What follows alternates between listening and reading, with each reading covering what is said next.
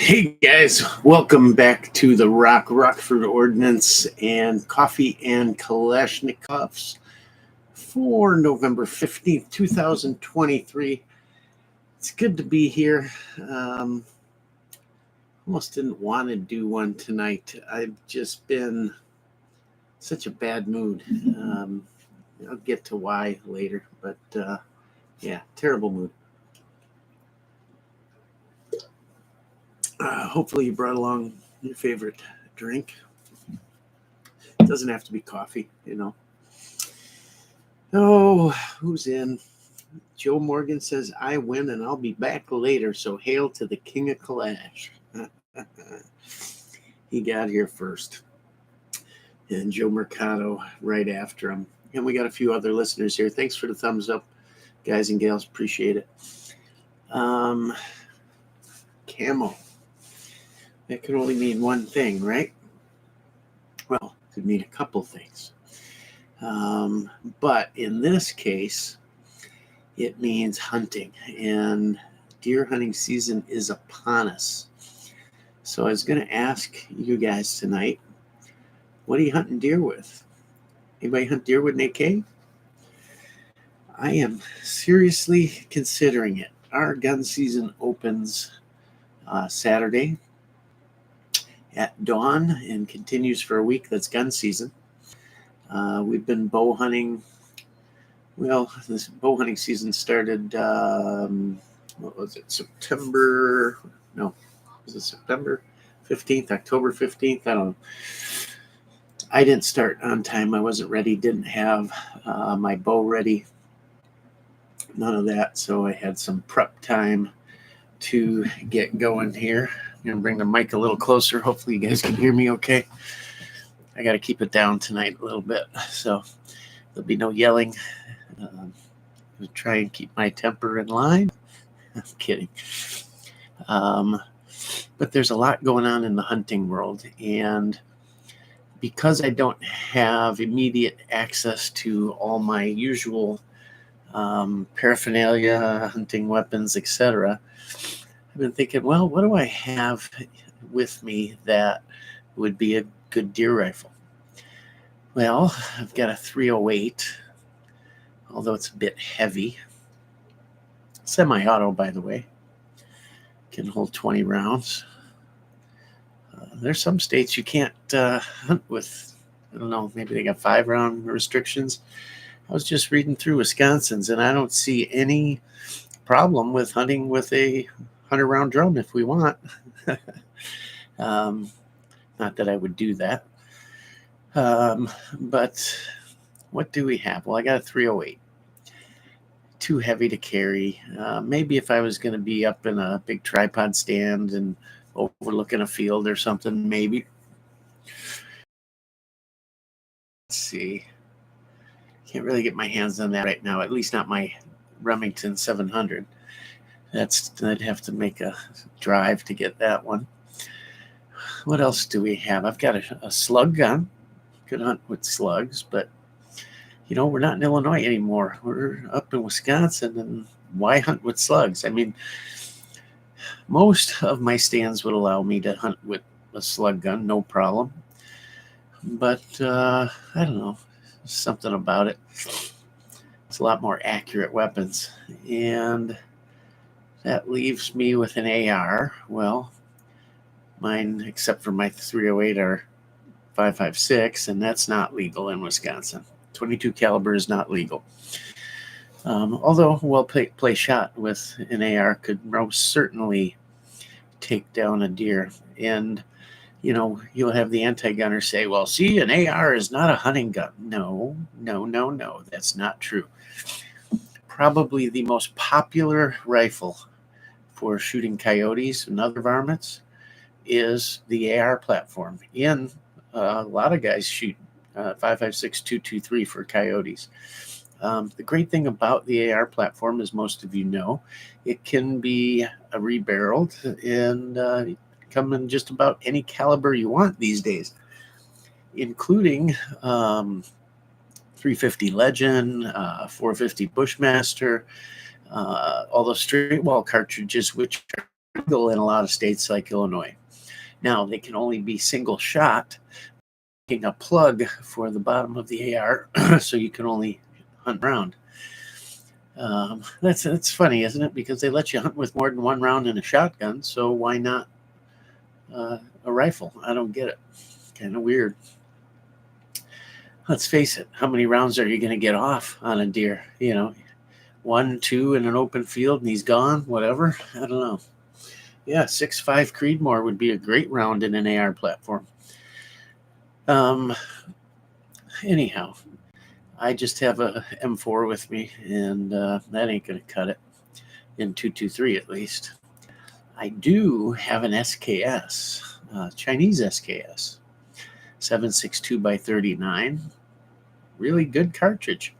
You know, people say this all the time, and it's not really, well, it's true and it's not true, but 7.62 by 39 has very similar ballistics to the 30-30, which is probably America's all-time most popular deer rifle, right? I would say more deer have been taken in the United States over the last 100 years with either a Winchester Model 94 in 30-30 or a Marlin lever action in 30-30.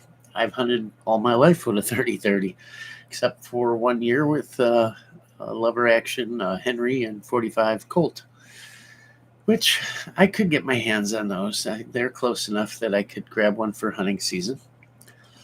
But I also have a couple AKs in 7.62 by 39. One is an underfolder M70, no optics, iron sights. The other is a SAM 7 side folder, no sights either. I really thought about maybe my NPAP, my M70 that I shoot all the time, you guys have seen, with the 3-power prism on it. That would be more than enough. Even in one of my big open ag fields, I could pretty much take anything I wanted with that. And then I thought, well, I really want to put them on the ground right where they stand, you know, and that may do it. You have, for those of you that don't know, you know how you take a deer down right on the spot? I mean, boom, they're down. There's no running. There's no nothing. There's no, you know, he went 40 yards. He went down the hill. Nope, he's going right there. Hit him right in the middle of the scapula. There's a little channel inside the bone. The scapula is the shoulder blade. And there's a little channel inside that bone that all the major nerves come into and join. Different ones, all the motor skill things, they all come in there. You hit that, shatter that, and he piles up right there. Legs don't work, head don't work, breathing don't work, nothing works. And it's down if you hit right there. I see Grand, Enfield, all kinds of stuff here people are talking about. Love to hunt with the Grand. That'd be nice, right? 30-06, plenty of power. But just not easily accessible right now. So, I don't know. Do I go grab lever actions? I really would like to hunt with a variable power optic, just because gun season is going to differ here for me from bow season. I may sit in one of my bow stands. In Wisconsin, you can hunt from a tree stand, or I may just go grab a bucket and sit on the ground overlooking one of my fields. I don't know. I don't like around me during deer season because it's the first deer season on the property, so I'm not quite sure. But variable power seems like it would work, and I think 7.62 by 39 in a nice. Maybe a federal hunting round or something. Spend a little money on this. Not your typical. Well, I don't think Full Metal Jacket is legal, anyways. But yeah, spend some money on some decent rounds. You know, that's something's going to open up nice. Don't have time to reload. None of that. So I don't know. We'll see. But I'm trying to decide. I think I'd really like to hunt with my Remington 700 BDL and 30-06 with the 3x9 variable. I think that would be perfect. Why do I want to put them down so quick? Well, did any of you pay attention to the little thumbnail picture? You guys, if you don't, you really should. When I put that thumbnail picture out there, if it's one of the, there's 4 or 5 that I use all the time, but there's a few. When I put out a special one, pay attention, because that's what we're going to be talking about. And I know I've been talking about the property and building the house and all that a lot lately, and we haven't gotten on guns all that much. And we've talked about hunting and all that, but I have become a bit obsessed with it. Why? I didn't buy the property. I didn't even have deer hunting in mind when I did this at all. It didn't start until I started seeing the deer all over the property, and then the trail cams and seeing the bucks, and that just cemented it for me. And even my wife says, she says, well, why all of a sudden this deer? You haven't hunted in 30 years. And then, well, that's not true. First of all, I've hunted the last few up north, and I did before. In college, I hunted every day of my life. But when it's in your backyard, when it's available, and there's the caliber of animals that we have there, why not? I mean, I love hunting. I love all kinds of hunting, but most I like pheasant and deer hunting. Now that I've got the opportunity for these animals, it's like, oh my God, it's like dream of a lifetime. So let's take advantage of it. So I've been bow hunting, and I've been sort of tracking these animals and their movements and times and all of that. So last week we did this show, I think Wednesday as well, a day later than usual. I told you I was going to get out hunting, that the rut was coming, and that I had 2 days to hunt. And I had planned those based off of the movements I had seen, what I figured the rut was going to change it. I moved my stand, or actually added another one, but put it where I thought it would be best for the rut, because buck movements changed tremendously. And I said morning was the time to hunt. More deer movement. We were seeing the evening movement slow down, or it was nocturnal. And I had it down. There were 2 or 3 target bucks, but one particularly that I really, really wanted. And that's the one you see in that picture on the thumbnail. Now, I don't know how big it looks on a thumbnail, but this thing is ridiculous. It has a G, I think they're, what's the second one back and the third one back? G2, G3? They're somewhere in the range of 17, 18 inches, something like that. If you look at that picture, it's unbelievable, the rack on this thing. And deer of a lifetime in my book. I don't know. So I was watching it, and Tuesday was my day. I know, I figured, look, I've been watching this, and you can't tell exactly, but you got a good idea. I said, I'm going to hunt from sunup to sundown. I'm not leaving the field. I ain't breaking for lunch. I'm not nothing. I'm going for it. And that's that. I had put up a new stand where my first trail came. And I just, by all those, that he was going to be there. So I get real early. I wanted to be in well before sunup, because road leading up to where the house is going to be and back to the rest of the property runs along the one side, and they had cut the corn 3 days before, or 2 days before, and that kind of surprised me and threw me for a loop. But at the end of the day, I thought, well, it's a little better, actually. I know then he's going to be traveling, if not for love, for food, back through me. So anyhow, they can see that entrance road from their bedding area, and they all sit on the edges there. They'll put the wind, depending on the wind, they'll put the wind at their back, and they'll view everything in front of them, including the driveway. And I've watched them a couple mornings when I pull up, when there's enough light to see, and I watch them pile out of the bedding area and take off for deeper cover. Just when the truck pulls in. I don't have to get out of the car or nothing.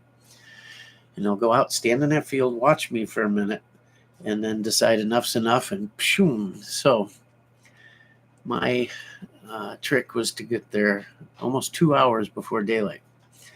And I pulled in with lights off, no lights at all, nothing.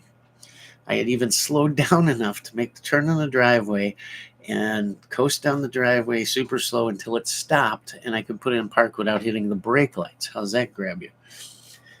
And then immediately shut the engine off. I even had the interior lights down, everything, because they go on when I shut the key off. Whole 9 yards. Because I had watched it happen 3 different times. It spooked them and gone. Anyhow, I roll in and it's dark. And that was the other thing. Tuesday was the coldest day we had had since the first cold snap, which was like 2 or 3 weeks prior. This was the coldest temperatures we're hitting that night. And deer movement goes way up when you get that drop. On the drop, that cold spell, that's when they move. So I had everything going for me. So I'm there 2 hours early and all dressed, went out and bought all new camo. This isn't it, and I didn't buy expensive stuff, guys. You don't have to buy expensive stuff. I was looking everywhere because, again, my camo's in storage. I couldn't get to it. But I always hunted in military surplus. I had woodland camo left over from Vietnam that I would hunt in. And it was fine. All you need to do is break up your outline. But early in the season, I went out without camo and actually just this on top, blue jeans on the bottom, and I got picked off up in the tree. And I wasn't even that skylighted or anything, but they picked me off. And what's the one color deer can see? Blue. I had blue jeans. So anyways, my wife suggests Fleet Farm. And sure enough, they had a sale. And I wanted a pattern that was like bark because the leaves are off the trees now. And this is what I got. It's called Terran. And it's a really cool color. The others had all this green and everything. That's early season. But this is perfect. And I got the heavy pants and jacket and a pullover sweatshirt, like similar to this, the head thing and the gloves, and it was $199, and a nice jacket too. It was the lighter one though, which I did return for the heavier one, which cost me another $80. So $280 head to toe, completely camoed. So I'm in my new camo, and I had hung it outside the night before, done everything right. 2 hours early, get out of the truck and hoof it. I parked right out by the road, and I hoofed it almost a mile in, down the drive and over. Got my tree stand silently, got comfortable, set up, got an arrow knocked and everything, and I'm ready to go. Got a long time till sunup, right? And it's cold. It was in the low 20s. And when you're not, if you guys have never hunted before or never bow hunted, sitting still, and I mean still, you can get picked off with deer see movement. You could be head to toe camo, but if you're doing this looking, they're going to see you. You turn your head like so slow. None of these movements, no metallic sounds, unnatural sounds. They pick that up so fast you have no idea. And this is firsthand knowledge. It gets light, not long after light. I can see a pasture. There's a tree line right in front of me that leads out to bedding. And at the end of this pasture, it goes downhill into some more bedding. It's cornfield and soybeans behind me after passing through some mature hardwoods, which are behind me, that I'm on the edge of. Funny thing is, I'm about 20 feet from my UTV, my Honda UTV. It's parked 20 feet away. It's been parked there for 2 months and hasn't moved. So it's nothing to them. They go right past it, everything, bucks, does, whatever, hasn't moved. I thought about it and I thought, you know what, if I move it, it might have more bad effect than good. So plus the road we put in was no more than 10 feet from me.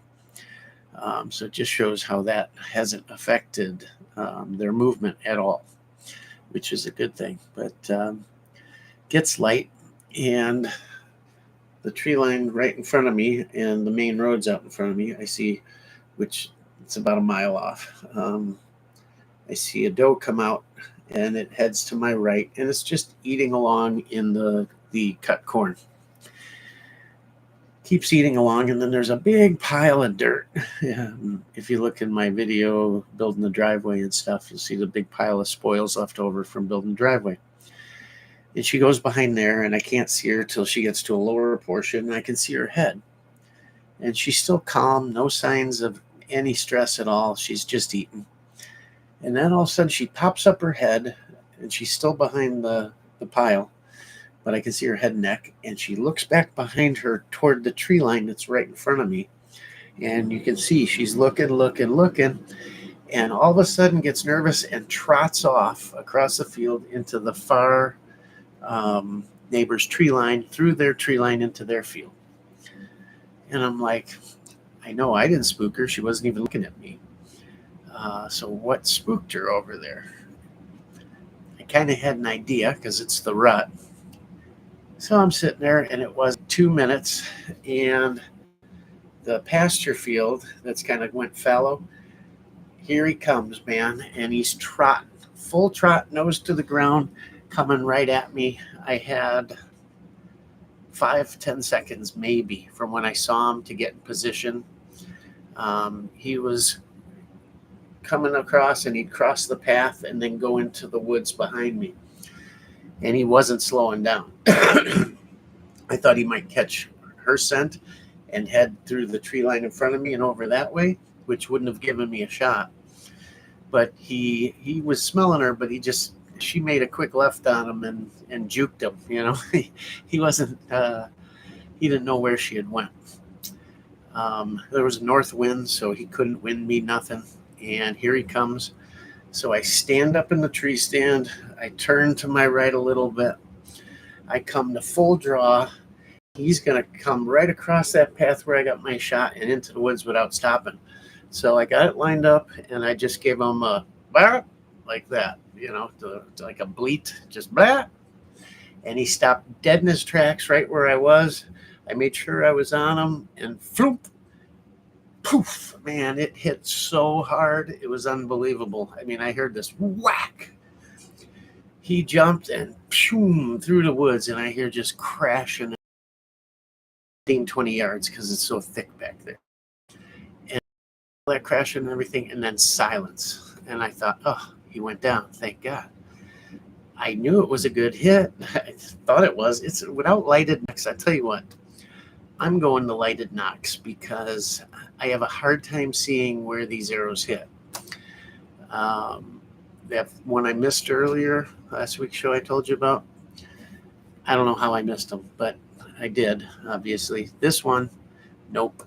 I heard it. Whack, right? All the crash and everything, then silence. I'm like, huh. Okay. So sit in my stand. I actually recorded a little video up there. I should play it for you. Hold on. Let me get my phone. Give me a second.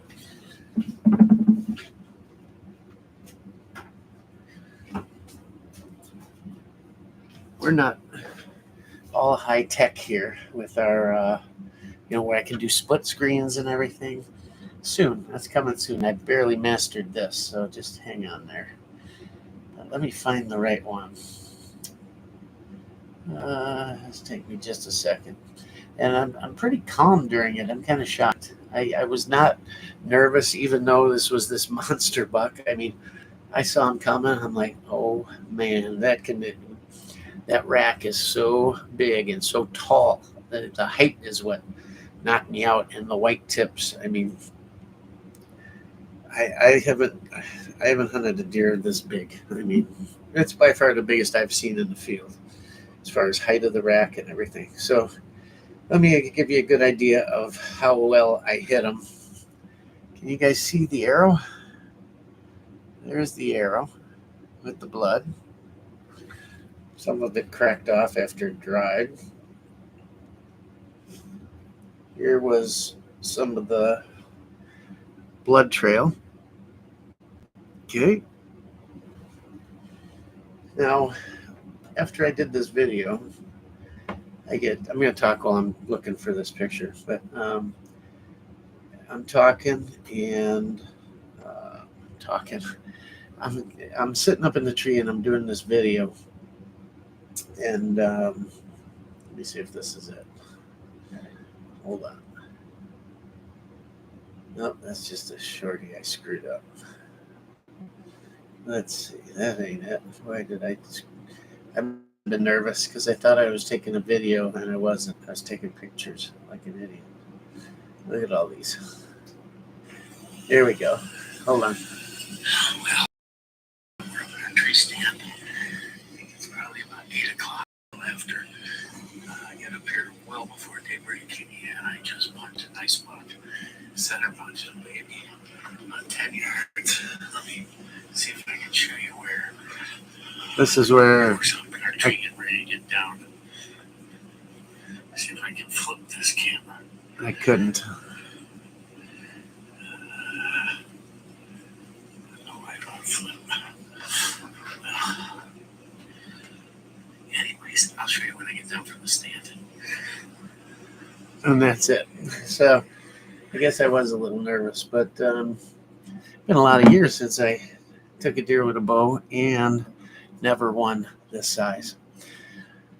So it was 7:45, almost on the head when I hit him. And by the time I got out of the tree, after that video, I collected my thoughts a little bit. Wasn't loud, wasn't one of these guys you see these videos in the stand, yeah, all this shit, scaring everything else in the county around, you know. So I climbed down and I walk over to where the deer was standing. Now the deer, I pasted off, it was 18 yards. He was coming in right where they all pop out on my trail cam, 18 yards right across, and standing direct broadside, okay? So no arrow, the arrow's in him. Didn't go through, but I was using mechanical broadheads and no arrow. There's a tiny splatter of blood in the grass, on the blades of grass and stuff, because the path he was crossing is basically grass. And there's some fur that was cut off, a clump of fur laying there. I'm like, okay, hit, but I'm kind of like, not that all that much blood, but I figured, well, it probably sprayed and the droplets were so small on the grass, it'll get bigger, and I know they do. As usual, they always get a little bigger. But I had heard stories about these mechanical broadheads. Oh, it's like somebody took a roller and painted, you know. So much for that. I'm not impressed with mechanical broadheads. Anyhow, I thought he had went straight down this well-worn deer path. So I start looking, and nothing. There's no blood. I'm like, that's weird. And then I get back over by the tree to kind of line up where he was, where I knew in my head he was. And I went, I bet he went. So I go back over. He didn't take the trail. When this deer got hit, he just took off, didn't care what was in front of him. It went a little left, and I saw blood. I went, cool. And then right when he went into the trees, there was some tall, beigeish vegetation. You could see where he brushed the side and left it all bloody. And as I got in, I started seeing drops, you know, not a lot. I was kind of surprised that there was that little. And then it was hard tracking the first 20 yards. You know, I really had to look and take my time. But I found it. And because there was so little blood, I stopped. I went back to the truck and I got, well, back up. After I found the trail, this is right. I tracked him a little bit, realized it was going to be kind of tough.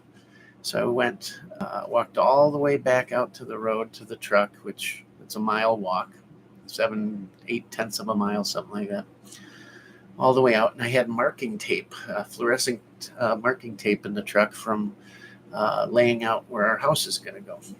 So I grabbed that. And what I used to do, and I used to do it like toilet paper or bits of paper towel, whatever I had, I drop one and leave a trail. Well, the marking tape works better because 18 inches to 2 feet up, I tie a little piece of it on there. And that way, when I get going, if I lose the blood, I can look back and see those flags and know the direction I was going at least. because in thick stuff, guys, it's easy to get thrown off. So I go back out, I have a smoke, I call my buddy, and I said, hey, if you're, I need your help, come on out. Shot a big deer, and I'm going to need help getting them out. I'm by myself, and it's hard tracking so far. He says, oh, I would, but I'm up in Hayward muskie fishing. Okay, so let me know how it goes. All right, so I grab the truck, I drive back, and I start tracking him. Once I got about 30 yards in, he had went over a fallen tree. I don't know if he went under it or over it. I think over it. I could not get through this stuff. I can't believe a deer got through. I mean, he must have went over, under, I don't even know. But whatever he did, I found the arrow laying there, and it was soaked all the way through. So it had went through, and what I think happened is it went in, the head probably came out the other side, and the rest was in him, and when he hit something or whatever, it drug and pulled out of him, because the head was down sort of in the dirt, and I think it caught in the dirt and pulled it out, So the head had mud on it because it was down in, but the rest was all blood all the way back to the nock, so it went completely through, is what I'm saying. So I'm like, oh, that's cool. Now, A, I know I hit him for sure because there's the arrow and it's all bloody. B, it went all the way through. C, it was that cherry blood, sort of on the cherry darkish side, but not pink and bubbly. So it wasn't a lung shot, and I was aiming for a heart shot. So I thought, well, heart shot, if this thing went through, man, I should have a lot more blood. So what the hell happened? I don't know. Anyways, I'm tracking, and it's getting more and more blood. Things are getting easier. At about 130 yards, maybe, somewhere about 100 yards. There's a lot of blood.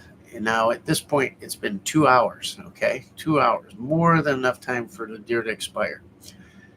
I'm right there, and all of a sudden I hear some crashing off, not 10 yards off to my right, but it's so thick, I'm looking, I can't see anything.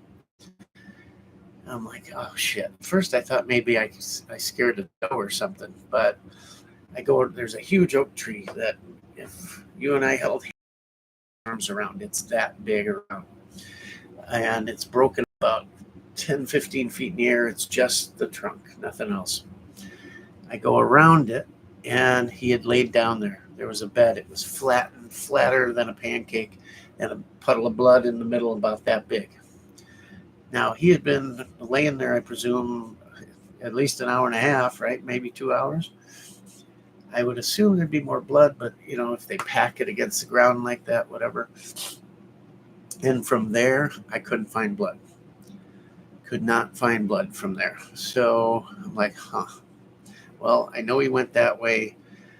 I was frustrated at that point. I said, I'm going to back out, calm down a little bit, and gather my thoughts, wait for buddies that I had called another set of buddies. They were coming out, but it was going to be a while yet. So I didn't want to push them anymore if I, in fact, had pushed them, which I believe obviously I did.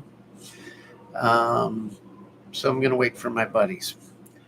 And they didn't get there till 2:30 in the afternoon. So I shot them at almost just before 8. So let's say 8, 9, 10, 11, 12, 1, 2. That's 6.5 hours until they got there.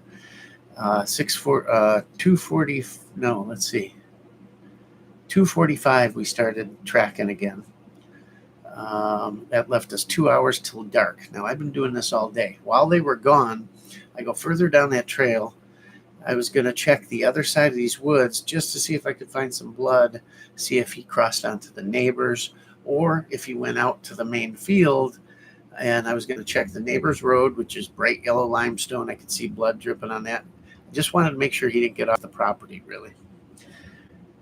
I get completely lucky. I stop by my other stand just to take a look at that, and I get out of my side-by-side, and right there on the ground is a track of blood going across, good blood.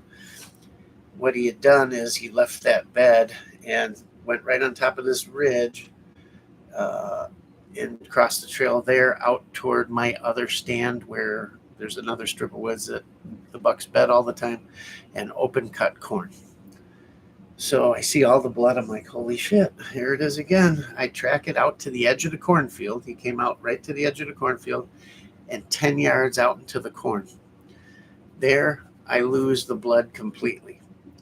I'm sure it was there, but the wind was gusting almost 35 miles an hour that day. And all those corn husks from cutting the corn had blown and no blood. So I stuck an arrow in the ground where I saw the blood last and went and got my buddies up there, brought them out there. He saved me at least an hour tracking through the woods by finding that blood. So I get out there and we just can't tell. Did he go straight out to the road? Maybe, but I doubt it. Or did he cut right along a curved tree line that leads to their bedding area? Or did he go left where he'd have to skirt my woods, cross a driveway, open field, and but on that side there's a little patch of clump. I even thought before I looked at that clump and I went, if I was a deer, I'd probably hide there because the idiots aren't going to think I'm hiding in such a little clump of woods, right? And I thought, yeah, check it. Maybe not. Who knows? Let's find the blood. So we're looking. Nobody can find it. They go off this way. One guy goes off this way. I'm looking out in the middle of the cornfield. And the guy over by the little clump yells, he's here, in here. He's face to face with him. And the deer didn't want to get up. He said, didn't want to get up, was looking at him, that kind of thing. And he's got his concealed carry. He pulls out his pistol, 9. I said, stop. No, you're not doing this. I'm not. That's illegal. Okay, he puts it away. I'll go grab the bow. I should have had the bow, but 8 hours. I figured that he was dead, Run back to side by side. I grab that. As I get back to him, I'm running the whole way. As I get back to him, he's like there. He's pointing. He ran up this little hill and into the woods. You couldn't see over the hill. I could see the trees, but couldn't see him. Went in there, which is a 16-acre patch of woods that my neighbor owns. It was the property I originally was going to buy. And then around the corner from that is some more woods. It's dark at this point. We search for blood. We find one little drop going in the woods. That's it. One. It gets dark. Everybody's exhausted, worn out. I said, well, I'm going to leave it till morning. They're all like, what are you going to do? I'm like, nothing. What can I do? I got to work tomorrow. None of them are volunteering to go out and look for it, and I don't blame them. And I'm thinking of all this stuff. I heard of a drone service that'll come out and look.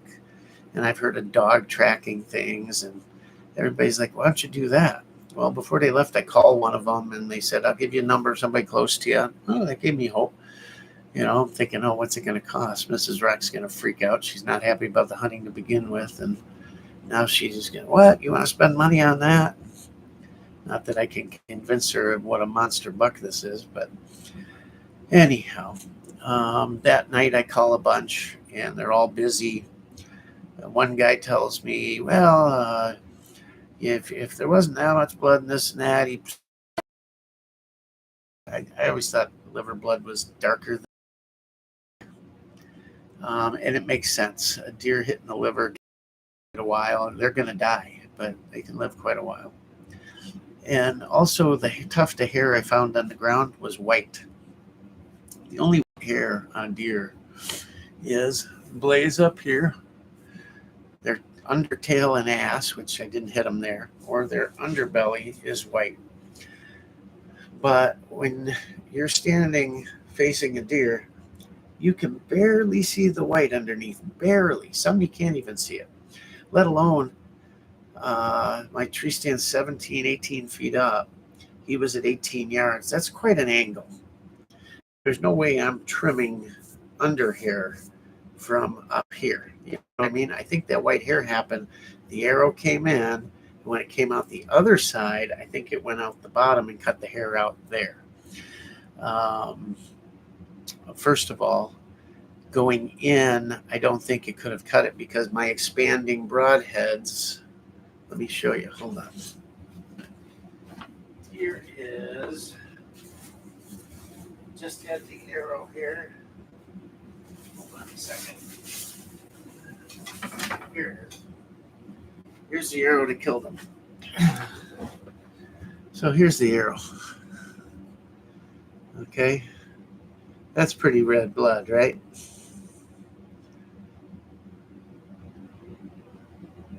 The whole shaft, it's a brown shaft, but you can see the red all on it, right? All down the shaft. Here's the tip. Now, I found the tip.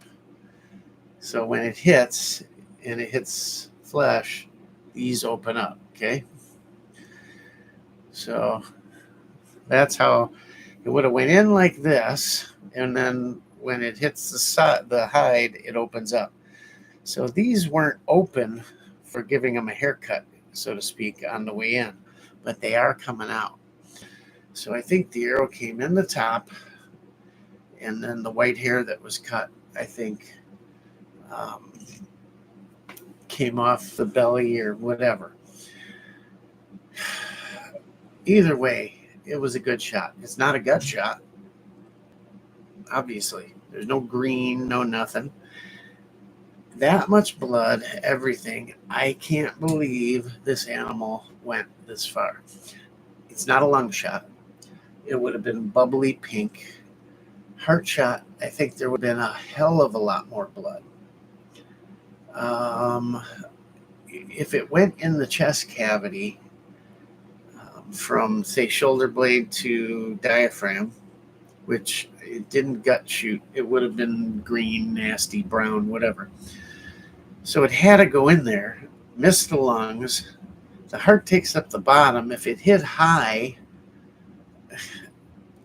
I don't know. There's still arteries. There's still everything. The initial run of the deer was 130 yards to the bed, another 100, 120 to the cornfield, another 80 to that stand of woods, and another 80 to 100 to the backwoods. It's almost 500 yards. How the hell? Anybody know liver? Maybe the blood could have stayed in. It doesn't make any sense to me. I've never had one run this far. The most was 40 yards. I saw the deer go down. I've never had a track one this far, never tracked one this far. I impressed myself at my tracking ability, because let me tell you, there were so many points I was going to give up. So next morning comes. I call some more of these dog tracking services in every 4 counties around me. Nobody can come. They're all busy. I'm like, guys, this is a nice buck. It would look great on your head, you know. Nobody would come. So nothing happened that day. I worked. Next morning, I got up early, 4 a.m., went out, brought my dog with me, left her in the truck, and went out and sat in my stand as usual. Hour and a half, 2 hours, maybe. Got out, went back to the truck, grabbed the dog, put her on a 25-foot orange cord, took her out to the last heavy blood trail, and I had some leaves with a ton of blood on it in a plastic bag. I let her smell that, let her smell the ground. She's not a tracking dog. I just thought by some means, maybe. And she actually, when she went from the bag to the ground, she caught it, and she started following it where I knew there had been blood. When we got to the cornfield, she stopped where it had stopped and really dug her nose in there and got it, and then proceeded left where I thought she had went. She sort of lost it, though, between there and that clump of trees, and the rest was just a luck and a prayer. We started into the woods where I lost it, or where we got that last single drip of blood, and it was so thick. I mean, thorns, briars. I couldn't make it through. I kept going because the dog was. When the dog wouldn't go any further, we just couldn't get through. It was too heavy. I could not get through without hurting myself badly. As it is, my new camo is trashed. You wouldn't believe it. we came back out. We walked in other portions where we could. We went to the next neighbors, walked all his, this pine meadow, walked the back of the property, went back to mine, walked the entire border, and is anywhere we could go in and look, and couldn't find it. Talked to neighbors, everything. I don't know. Maybe it lives somehow. I hope it did. That it kills me, absolutely makes me ill, like want to throw up, to think that that deer is just laying dead somewhere.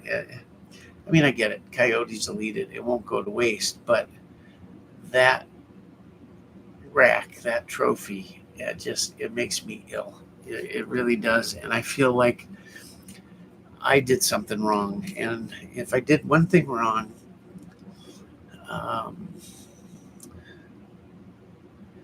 maybe I should have waited longer. But when you have evidence of a hit, and trust me, going 30 yards in till I found this was not pushing the deer. First of all, it was 2 hours.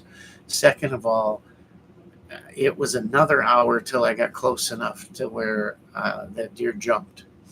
So when you find an arrow with that much blood, what do you think? Oh, I should wait till they all tell you, well, back out and go tomorrow. It wasn't an evening hunt, where it's 4:30, it's getting dark, don't want to spook a deer, back out, wait till tomorrow morning. No, it had been 8 hours and we're going in. I just wish, had I not went in, who knows, maybe he would have died in that first bed there and I would have found him. But how long do you wait? 2 hours when you got an arrow like that. Maybe the sparse blood trail, maybe I should have. I don't know. But frankly, it's my first run-in with a deer that went that far. When I heard the noise stop, I figured it had crashed and done. I didn't think in 100 years that he had just laid down. I don't know. Anyhow, that trophy buck is most likely laying dead somewhere. And it bothers me tremendously. Not so much. Part of it's a trophy. I can't lie. I'm not going to tell you it's not. What really bothers me is just knowing that the animal completely went to waste. I mean, I guess it doesn't. I guess it feeds coyotes and whatever else out there. But I feel bad, that the animal had to suffer that long. I've never had that happen, ever, with a gun, with a bow, anything. And the other thing that bugs me is when I call these dog trackers, that they're all busy, booked, and have people working for them that are booked on the same day. So that tells me a couple of things. It either says that A, there's a ton of bow hunters out there that just suck, or B, these broadheads, these mechanical broadheads in particular, aren't doing their jobs. And I think I would be willing to bet the majority of bow hunters today are using mechanical broadheads some way, shape, or form. And there's a lot of controversy over them, that they're not killing, they're not opening, they're malfunctioning, all these things. I frankly, I can't if these things work or not. I mean, when I found it was like that, sort of, maybe one closed and the other like this, and there's still all kinds of mud in there if you look, where it got stuck in the ground when he pulled it out, or hit the ground and ripped it out. I don't know if it's not focusing, but I mean, there's hair, and there's hair plastered on here. I don't know. You see the mud there? I mean, the point was covered because it must have been hanging out of them underneath. Here's his belly here. This part was probably hanging out, got driven in the mud and just ripped it out. But I don't know if they open or not. I don't know. They feel semi-sharp. They don't feel crazy sharp. These are a name brand. They're called Spitfires. And I don't know. I just don't know. I mean, that kind of hole, if that in fact opened them up, that's over a 2-inch hole that thing's cutting. And this head here pierces really nice. It's sharp here. It's like a mini arrowhead.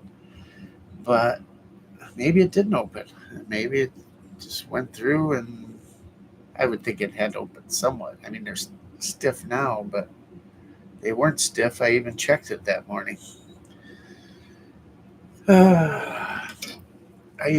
Yesterday I went out that entire day and searched.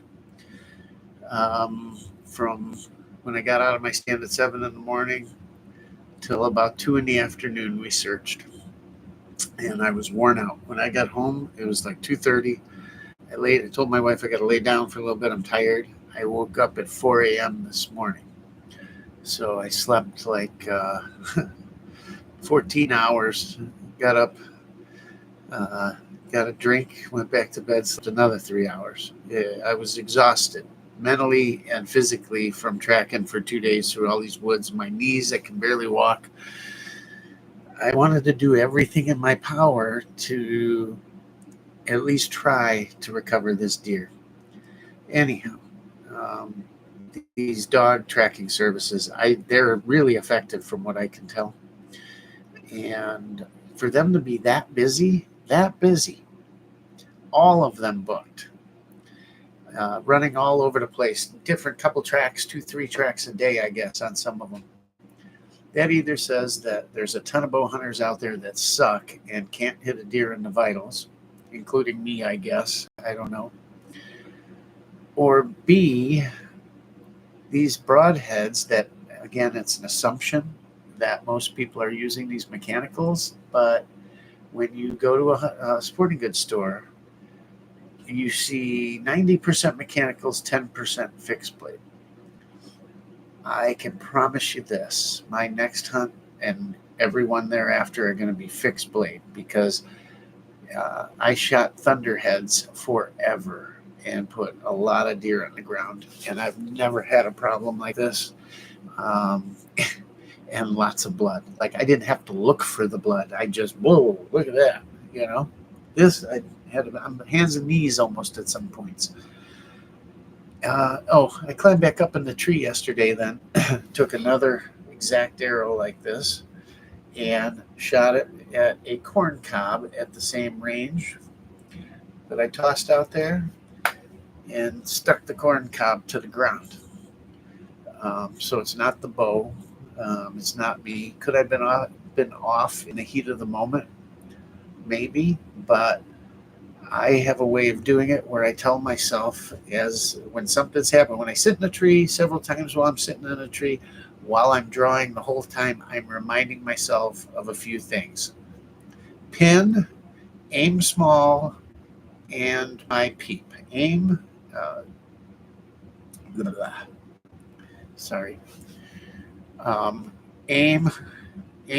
pin, aim small, peep. Pin, aim small, peep. Making sure my peep is aligned. And I had lots of time to do that. I had lots of time to come to full draw. When I burp and he stopped, it seems like the flash, but there's a long time there. I had a perfect sight picture, perfect everything, perfect release, let it fly, and I heard the whack. I mean, it hit hard. So 2 things I'm doing. I'm going to thunderheads and I'm going to lighted knocks. I used to be able to see the arrow fly.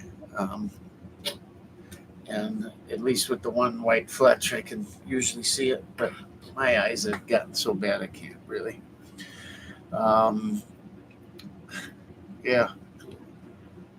don't know. Lighted knocks and thunderheads I'm going back to. I'm done with this crap. Um, God, it's such a terrible feeling. I've been sick over this for 2 days. Just sick. I don't even know what to do. It's almost like embarrassing to tell that, not that it didn't go down, but that I tracked it that far. And I don't know. I don't think, you guys be honest. If you think I did something wrong, I went too early, or whatever, let me know. I'm going to go back in the comments here and take a look because I've been blabbing for an hour about this. Um, Joe Morgan, hey, winner. uh,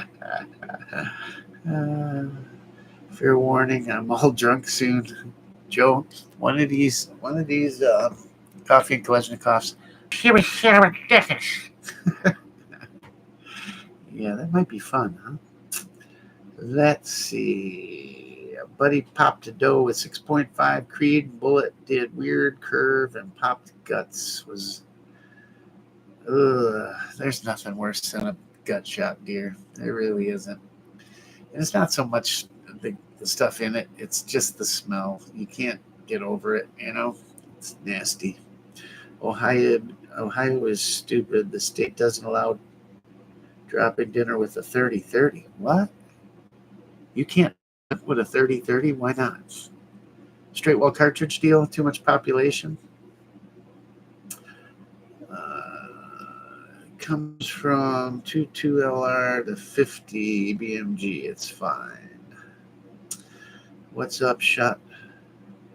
For last year, Winchester 30-30 octagon barrel rifle. Last year, worked my way through the old stuff. Garand, air socket, Enfield, Long Branch, Old Norinco, AK, etc.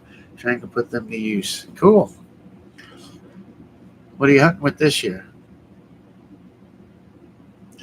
Just as long as you don't try sniffing this old rooster. Ballistics 30-30 is 25% more power, but does similar. Yeah, I believe it is too, Joe. I think you're right. I think you're right. Plus, you're usually hunting 160 or 180 grain bullet on a 30-30, and on a 7.62, you're 123 grain, whatever, you know. I'm just all out of squeakies here. Good to see you, man. Howdy, all. Martin Coe's here. Joe Mercado, rotate video option. Yeah, I know. I tried. You mean when I was showing it or to film it? There was that little icon wasn't there for whatever reason. I don't fucking know. Hit a buck bow hunting. Yeah, hit it. That's about it. Couldn't get it. Couldn't find it. If it went that long without expiring and it wasn't a gut shot, then it is probably alive. They gush if they are in the boiler. Even if you nicked an organ, they can heal. That's what I got to figure. I figure it went through at some weird friggin' angle and it just missed everything. It's not gut shot. That's for sure. I've seen, ugh, I had a buddy in college twice he got shot one. And there's crap all over. It's either green or it's dry, chunky green, or it's brown. And the one is almost kind of mucusy even. You can tell immediately on the arrow if you gut shot him. Immediately. I don't know if any of you others can vouch for that, but yeah. It hit somewhere in the boiler room just somehow. I got the 1 in a million that it missed. I mean, think of all the arteries leading to the heart, all the other ones running down the legs, one's going, how in the hell? I don't get it. In the grand scheme of things, you're right. It was not a lot of blood. I kept thinking, man, there's got to be more. There's got to be more. Even where it laid down, I mean, I thought, well, that could have went into the ground, whatever. I don't friggin' know. Maybe it was squirting sideways, but what I found on the ground, and then once, NAP, that's what I was hunting. NAP Spitfires. Let me tell you something. How do they shoot for you, Tim Farley? They shoot like your field tips. These do. I can get I can't tell if it's me or if it's something that they're doing a little weird, but from time to time I can get um, I don't know, 6 inches right or left a little bit. I don't know if that's the flight or just me moving a little bit, but either way, I mean, that in the boiler room, that's there. Somebody said, well, maybe you hit the shoulder. If I hit the shoulder, it wouldn't come out the other side. There's no way in hell, not with these 100-grain NAP Spitfires. No way. That's exactly what these are. I'm not sold. I don't know. I'm not sold on mechanical. I just don't believe these things might not deploy. At least they're not going to deploy in the first couple inches. That's for sure. And I don't know. I mean, like, I'm pushing. I don't know. Granted, these are sticky from having all kinds of crap in them, but let's see. Yeah, Tim, I was thinking the same thing. Tim says, it went that long without expiring and it wasn't a gush shot. Then it is probably alive. They gush if they are in the boiler, even if you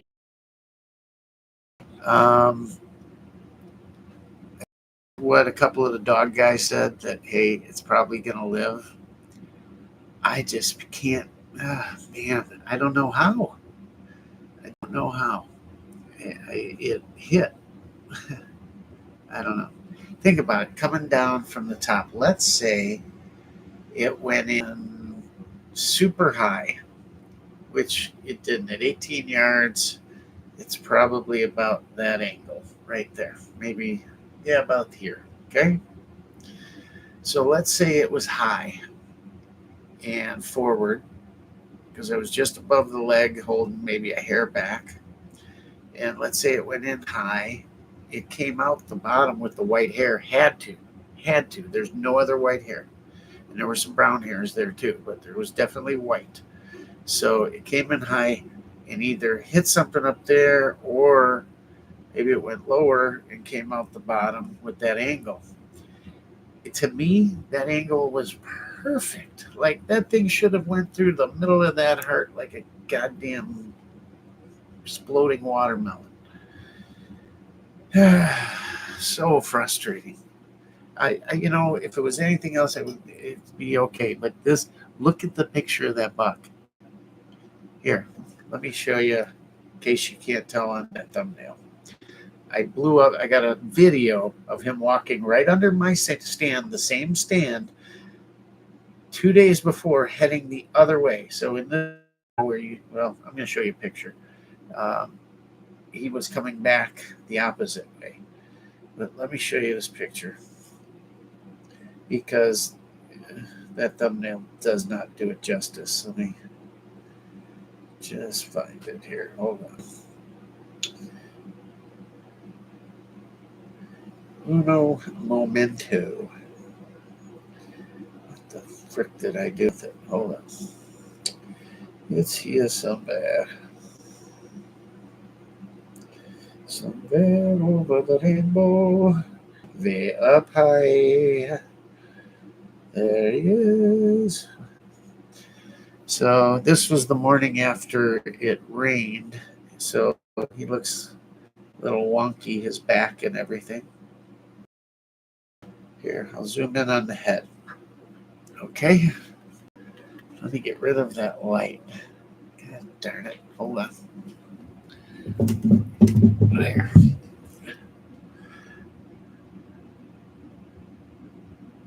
How's that for a little baby deer? Look at how long. Is that amazing?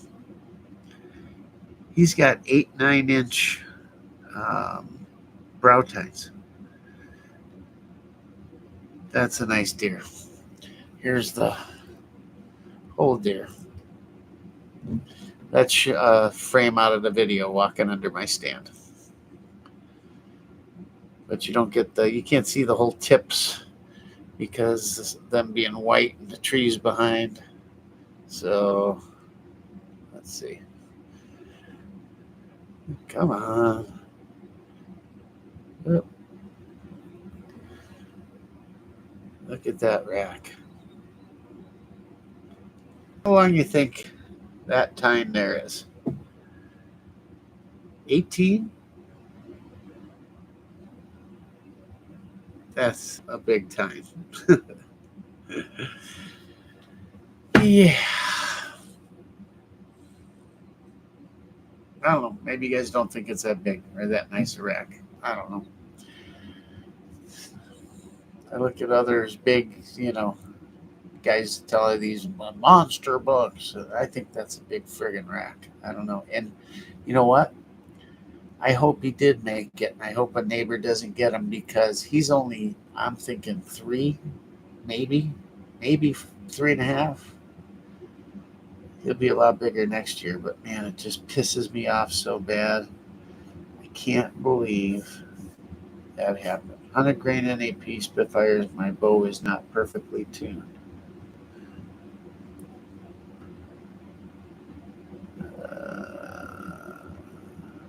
Anything else? No other opinions? No deer hunters? What's up, Dale? How are you? I don't know. So that's why I'm so upset, guys. I worked ridiculously hard for this buck. I planned and I studied and I did and I spent money and I know it happens. I know it happens. I've had bucks stand under the tree and I go back to draw. My jacket hits a tree and they're gone. And I literally thought I'd recover that deer 50 yards in and done, and I'd be jumping for joy and heading for the taxidermist. And all the meat was going to my buddies because I can't get nowhere to keep it right now. So I was going to give it to all the guys at work and we could barbecue and all this. And now I tore the farm to absolute hell, tracking this thing all over with people and dogs in the woods. And yeah. And then I catch on the video camera somebody trespassing today with a John Deere side-by-side on my camera. Unbelievable. He's lucky I wasn't there today and caught him because the mood I'm in, we would need the sheriff there. It just upsets me beyond belief. People think that, I'll bet you it's, somebody lives in the area there that maybe I've been hunting this thing for 20 years. What do you mean I can't hunt here? Well, yeah, because the guy before me that owned it was a non-owner in the area there, lived somewhere else or whatever. Yeah, no, you can't hunt here. I'm sorry. My property, my work goes into taking care of these deer, and that's it. Don't you see it? The head's on the thumbnail, but I'll show it one more time. I don't know if you guys think it's big or not. Tell me, but let's see. The light's not doing right. There we go. I'd say that's big. What do y'all think? I can play the video for you. Hold on.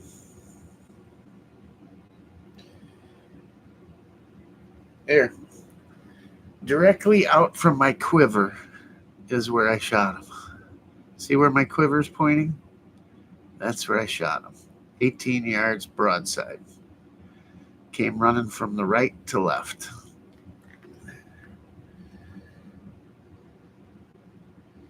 Let me see if I can find the video here to play for you. Look at how happy I was minutes after the shot. Oh, God. Yeah, there's the field he came running out of. There's the field he came running out of.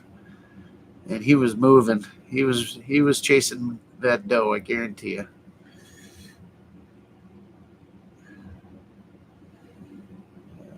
Where's my video? Hold on, guys. Bear with me.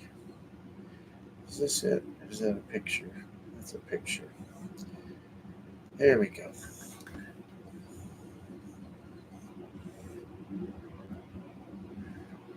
I gotta try and do this. Okay. Wait.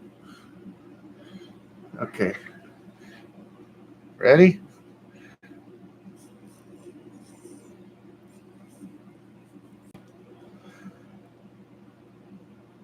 So he came from the direction he was headed the other way the morning I shot him.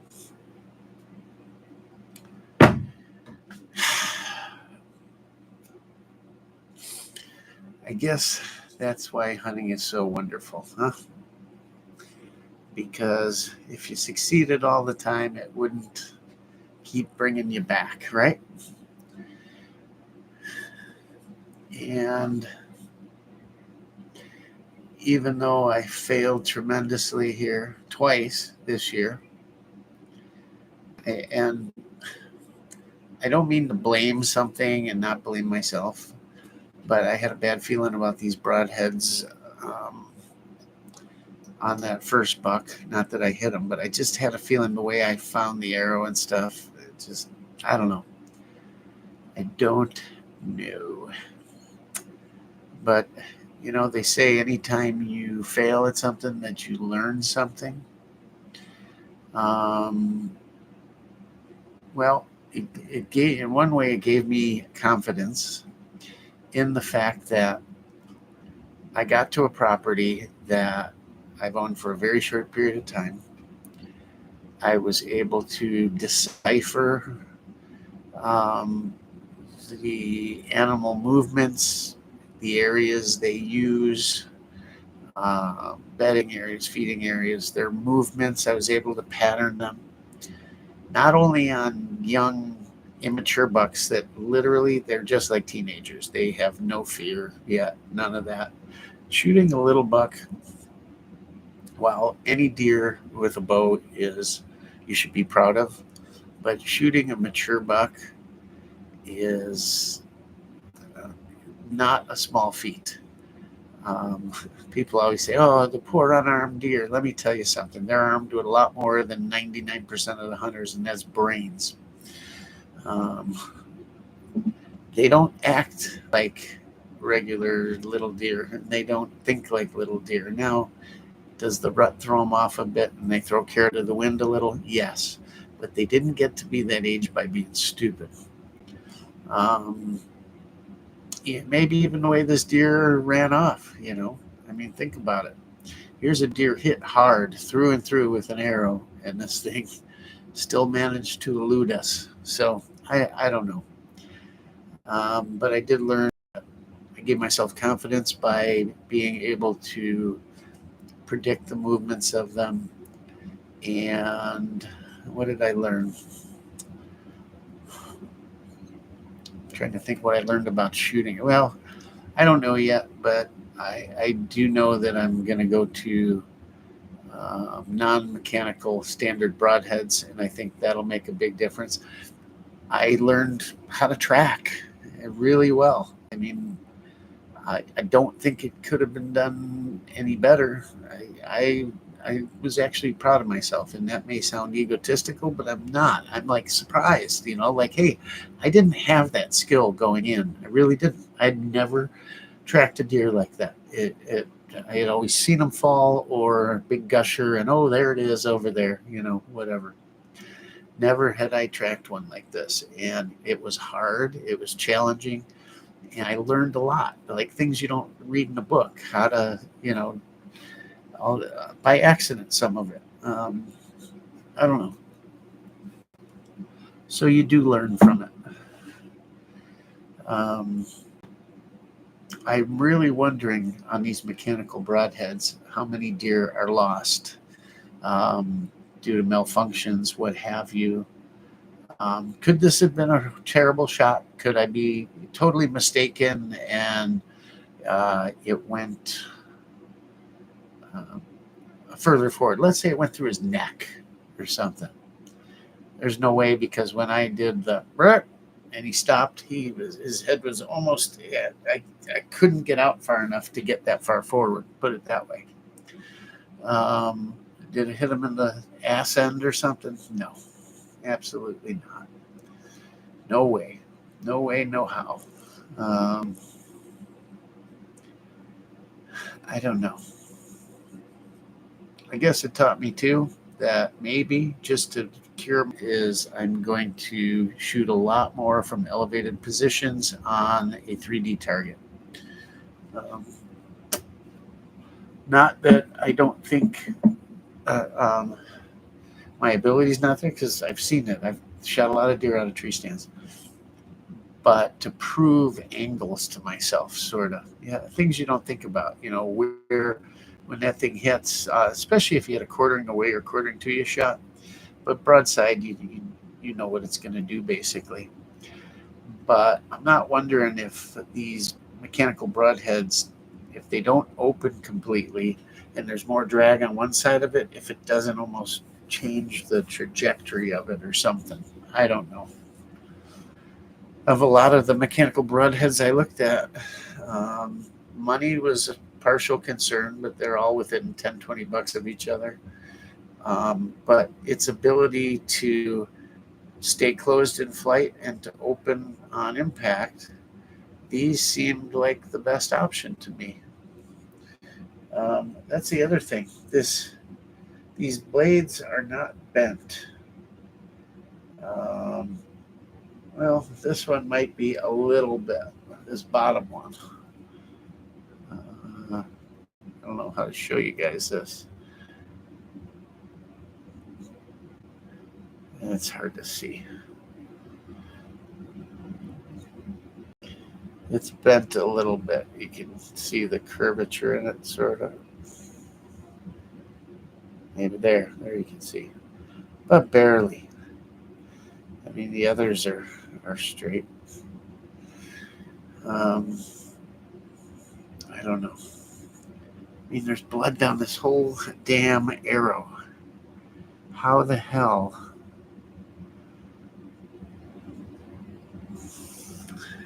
Not gut shot. That's 100% not gut shot. Liver might make sense. I don't know. What really gets me is I'll never know. I don't know if it. I hope it lived. I really do, because that deer deserves a lot more than some chump like me handicapping them. Dale, it's a challenge I don't love anymore. You know what? I get that, because I'm almost feeling that way. I've loved hunting for so many years, and I've never been a trophy hunter. Of course, everybody wants a big buck, but I took what I got, what came in front of me: 4-corn, 6-pointers, does back. I hunted strictly. If we need, didn't you? I'm not going to fill it because I got nowhere to put the meat. Friends could use it, but I'm not shooting a deer just to give it to friends. And B, people, oh, you got too many does on your property. I don't have that problem. I have more bucks than I have does, or evens, maybe. And to me, what attracts bucks more than anything, more than food, more than anything, that's does. I think you need a doe factory. Anyhow, never hunted for trophies, never mattered. But when you hit a deer that big, and to think it's going to waste, just for a raccoon to be out there gnawing on it, I hope to God I find the sheds in the spring. I really do. Nothing would make me happier. Quit beating yourself up. You did your due diligence, and at worst, you will be back into the food chain. Yeah. You're right. And I'm sorry, guys, for going on about it. It just, yeah. Okay, we're done. My wife didn't want to hear about it. She's not into hunting, doesn't care for it.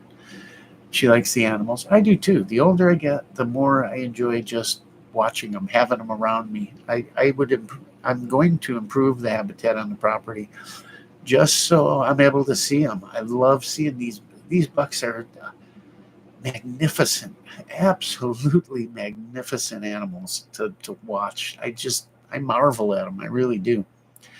I do love the thrill of outsmarting them, trying to. And for anybody watching that's an anti-gunner, anti-hunter, please don't take this as, oh, look at this bad thing. No. The deer, trust me, they have more than a fighting chance out there. Hey, for anyone that don't think deer are dangerous either, I had a doe almost kill my dog.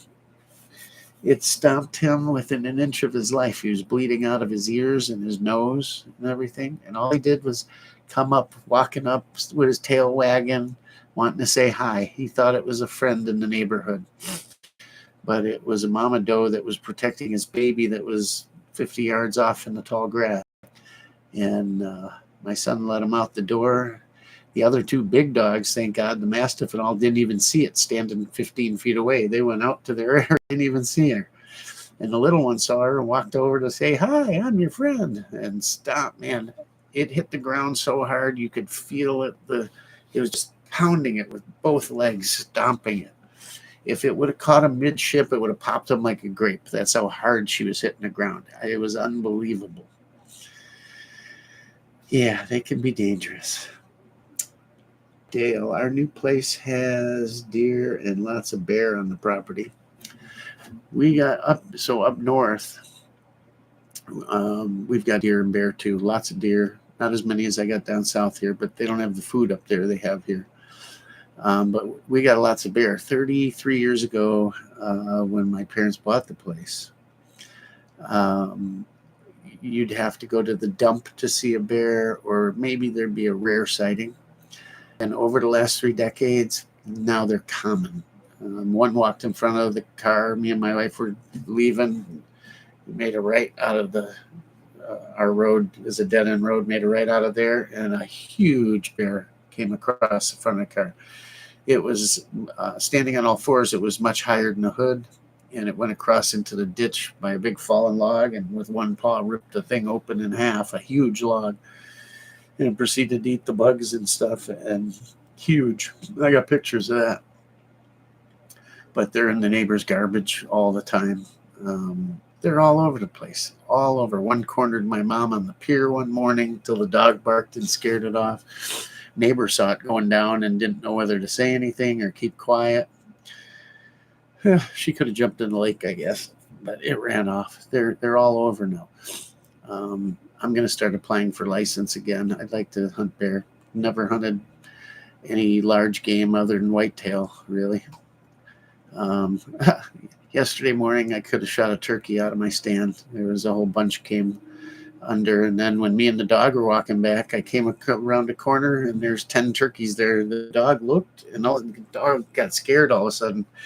We were on the ground 15 feet from them, and some of those things are tall, man. Holy cow.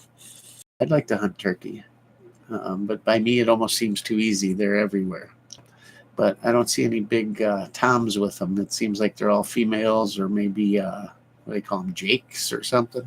It's hard to tell the difference, and to see the beard, and I haven't seen them all plumped up. They're just all walking together. Oh, that while it was getting light out, they were roosting right behind me in the woods, and to my left, to my right a little, and I heard them start clucking, and they all came out of the trees and down into the cornfield and back.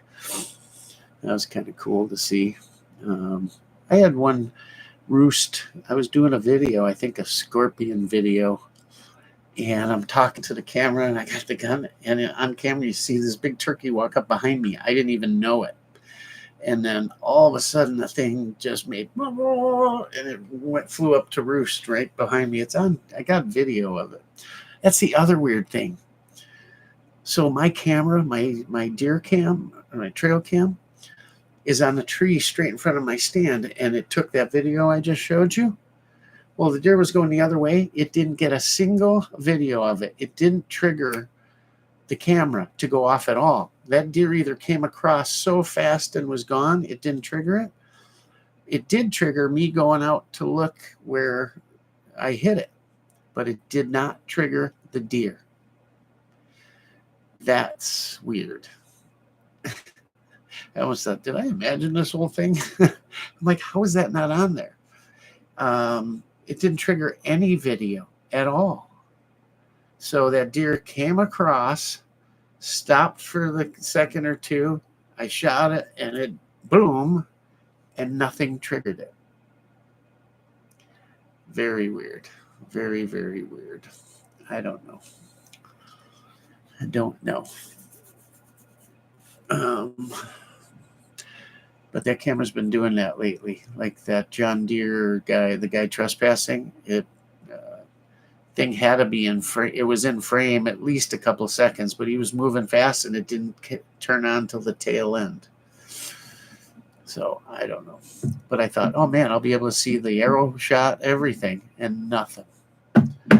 Nothing. Didn't even dawn on me till a buddy of mine mentioned it when they got there. Hey, is that camera pointed over there? Yeah, nothing. All right, enough of that. So let's get back to gun season. Do you guys think 7.62 by 39 is enough bullet for a whitetail? Maybe I should hunt with the SKS or an AK open sights. I don't know. 45 long Colt, my 30-30. I don't know. Looking at thumbnail, G3s on that deer, aren't they? I've never seen them any that long. Have you? I'm thinking 16, 18 inches. They're crazy. I can't even fathom those things. You know what's another cool thing? I have this super wide 8-pointer on the property. I mean wide. This rack it's one of them low and wide ones, you know.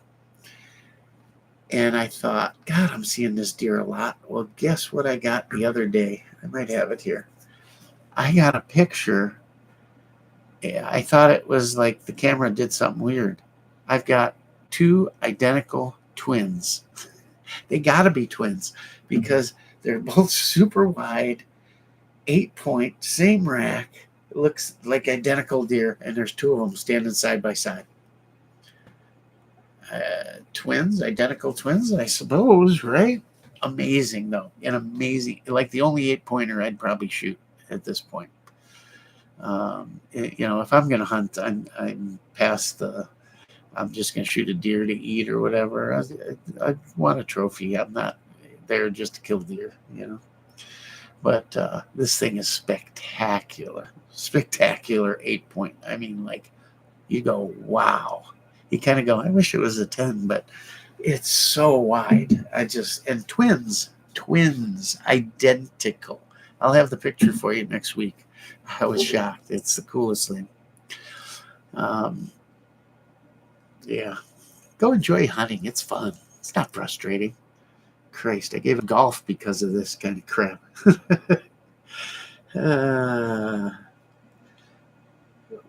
Dale, where are you at? You're in Michigan, right? I assume you talk about Michigan property, but we got bears coming out the ears now. I wonder if I can get I got a neighbor too whose son and daughter-in-law guide for bear, and they got Roscommon. I know where that's at. I've heard of it, or I remember it. Maybe back on the news, I'd hear that or something, weather or something when I was in college or something.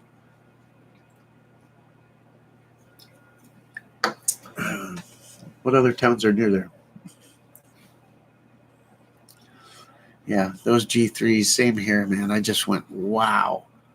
I didn't give it that much credit at first, and then I'm thinking about it. I look back at the video. I'm like, holy Christ, that's a beautiful deer. Anyhow, I don't know that I trust 7.62 on a deer right now. Yeah. I used to love hunting up Gaylord. Man, there was good hunting up there. I love hunting in Michigan. I don't know. Now I hear it's so overcrowded and public land's just hard to hunt on and not enough deer and all that. But I don't know. That's where I did most of my hunting all my life. I did more hunting in Michigan than anywhere else, anywhere. And I love it. But 7.62 by 39, I'm having my second thoughts. I'm not saying I can't take a deer, but you know, it's a middle round. I'm south of Gaylord. I can't see because of this stupid heart thing. By the way, guys, super chat, a little $sign there under the chat. If you guys want to help out the channel, you can help us out with any amount you want to put in there. It's greatly appreciated. It goes these live chats and videos and all that good stuff. I don't think I'm going to bow hunt between now and Saturday, which is gun season, which is only a couple days, but I'm going to let it rest. I don't even know if I'll get out opening morning because I got to work, but might go out for the first hour or two and get to work by 9. Sun comes up at 6:30.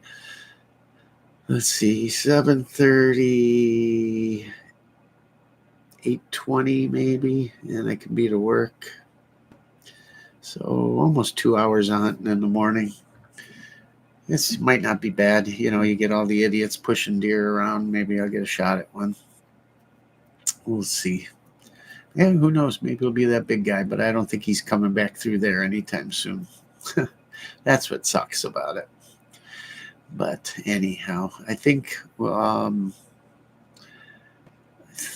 gonna just go get my 30-30 and hunt with that again. The only 30-06 I could hunt with would be my Grand, and I don't know. Maybe Grand would be fun to hunt with. Huh.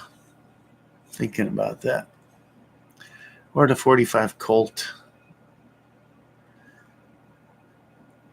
I think a 45 Colt could, I don't know. Think it'd make it through a shoulder, ribs, all that? Yeah, I guess it would, right? Fusion bullets do a number on deer. You think so? Would you be confident with that? Probably, you know, within 50 yards. Would you be confident at 100 or more? I don't see why not, huh? I don't know. I'm debating. I'll let you guys know Saturday. Maybe we'll go live early morning heading out to the stand. We'll see. Kroll. What's Kroll? Nice deer. Hopefully he makes it and you cross paths again and seal the deal. Not the best judge, but Dr. Krill says deer sneers are 7 inches long. That's usually where I start. Deer sneers. You mean the side? Deer's ears. Ears. You didn't space it. 7 inches long. It's about right. Sounds about right. The length of the ear or the space between? You're all kinds of crap. 100 yards max. Yeah, I know. You know what? I'll seal it. I'll head up to Fleet Farm tomorrow and see what they got even for hunting rounds. If I can't find the ammo for it, then that's a problem. I'll see if I can find the ammo, fine. If not, because I, believe it or not, other than hand loads that I loaded, I don't have any hunting rounds. No soft tip even. I'd hunt with soft point wolf if I had it, but I don't. So I guess that will seal the deal. I'll end up 30-30. You watch. That's what I'll end up doing. Very interesting. I wish I could get up and get my 30-06, but I'm not driving 4 hours just to turn around and drive 4 hours back. That's not happening. I don't know. Dilemmas. How's the ammo situation out there, guys? If you guys got out and looked, I'd like to get reports from you guys. By us, there's still lots.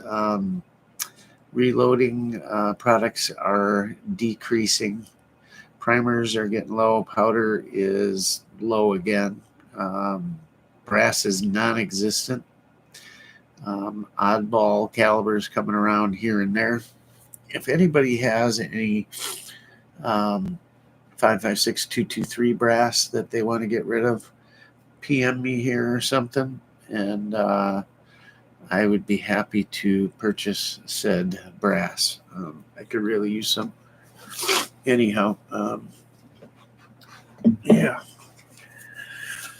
I hope any of you guys hunting will have some good luck this coming week if your season's coming up. If you're lucky enough to start, Illinois starts, what's today? Wednesday? 2 days, Friday. Illinois starts on a Friday. Isn't that weird? That's really weird. Who gets out hunting on a Friday?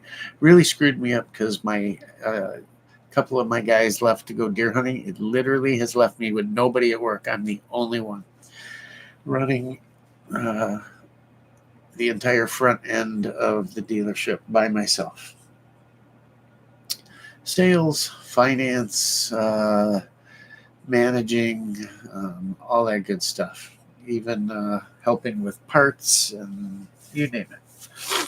Everybody's gone except me. And I won't be able to go Saturday morning watch. Anyhow, God, I wish I had some. Well, could hunt with that Grand. That's a perfectly good rifle to hunt with. Other than the sights are, well, they're easy enough to pick up. I don't know, kind of heavy, but I'm not trudging around anywhere. I'm parking my butt somewhere, and that's it. We'll see. I got ammo for that, I guess. They say not to run hunting rounds through it, modern hunting rounds.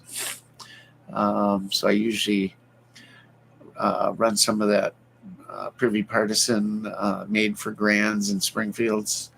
A little lighter load, they say, but nice loads. I've run full round hunting Remington through it stuff. Not a lot, but it's fine. They say it could bend the op rod. I don't know. I haven't had a problem. It shoots great. Yeah, that fusion. Now you're getting me thinking here. That's good stuff. What other hunting bullets do you guys like? Nobody's too talkative here. Joe's too drunk. He can't comment. Brother. Yeah. Tim, have you had good luck with those 100-grain naps? Have they hit well, deployed, the whole 9 yards? You got a big 2-inch hole coming out the backside. What do you get? What do you get? I don't know. I guess we'll see what I choose on the next video. We should actually make it a little contest. Let's make it a little contest. You guys get one guess each. That's it. Put your guess in as to what I'm going to use opening morning and deer season. The rifle, the brand, and all that stuff, model, based off what you guys know I've talked about and have videos on and whatnot. And whoever is right, I will send an AK mag to. We've got some mags that we got in not too long ago that are interesting, work great. Actually tried them out at the 2A EDU shoot. And I will send one out to whoever guesses the type of rifle and caliber I'm going to be using. Could be milsurp, could be military style rifle, could be hunting rifle. But throw a guess in here before you leave tonight, and whoever guesses it, I will send the mag to, and tiebreakers will be whoever posts it first down here. So if I end up hunting with an AK,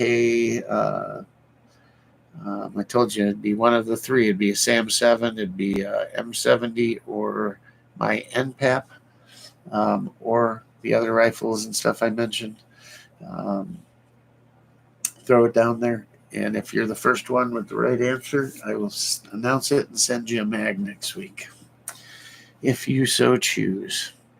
And then next week we will get back to talking about firearms. How's that sound? You know what the great thing about next week is? We get to just go shoot on the property and not worry about spooking deer. Because after gun season, I don't think I'll be doing much more hunting. I don't know. We'll see. But I am itching to get out and, get some shooting at the range and just have fun and use our range that we have now and have a good time.